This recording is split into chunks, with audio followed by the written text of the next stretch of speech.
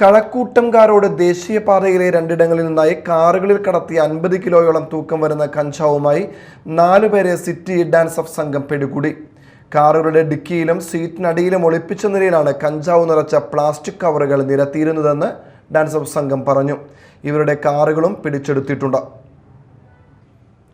ആന്ധ്രാപ്രദേശിൽ നിന്ന് കഞ്ചാവ് വാങ്ങി തമിഴ്നാട് വഴി തിരുവനന്തപുരം നഗരത്തിലേക്ക് കടത്താൻ ശ്രമിച്ച അട്ടക്കുളങ്ങര കരിമഠം 29 നമ്പർ ഫ്ളാറ്റിലെ മുഹമ്മദ് അസറുദ്ദീൻ, സുഹൃത്ത് കാറോടിച്ചിരുന്ന പൂജപ്പുര ചാടിയറ സ്വദേശി പ്രത്യുഷ് എന്നിവരിൽ നിന്നാണ് പ്ലാസ്റ്റിക് കവറുകളിൽ സൂക്ഷിച്ചിരുന്ന 45 കിലോഗ്രാം കഞ്ചാവ് പിടികൂടിയത്. മറ്റൊരു കാറിൽ സഞ്ചരിച്ചിരുന്ന തമിഴ്നാട് തക്കല സ്വദേശി മുജീബ്, സുഹൃത്ത് വട്ടിയൂർക്കാവ് സ്വദേശി ബിജുകുമാർ എന്നിവരിൽ നിന്നും 4.5 കിലോയോളം കഞ്ചാവും പിടികൂടി.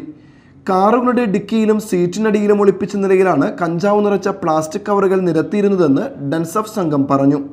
തമിഴ്നാട്ടിൽ നിന്ന് ദേശീയപാത വഴി കഞ്ചാവ് കടത്തുന്നുവെന്ന രഹസ്യ വിവരത്തെ തുടർന്ന് നടത്തിയ അന്വേഷണത്തിലാണ് 2 സംഭവങ്ങളിലായി 4 പേരും പിടിയിലാകുന്നത്. ഇവരുടെ കാറുകളും പിടിച്ചെടുത്തിട്ടുണ്ട്. സംഘങ്ങൾ കഞ്ചാവുമായി എത്തുന്ന വിവരമറിഞ്ഞ് ഡാൻസ് ഓഫ് 3 ദിവസമായി കഴക്കൂട്ടം കാരോട് ദേശീയപാതയിൽ നിരീക്ഷണം നടത്തുന്നുണ്ടായിരുന്നു.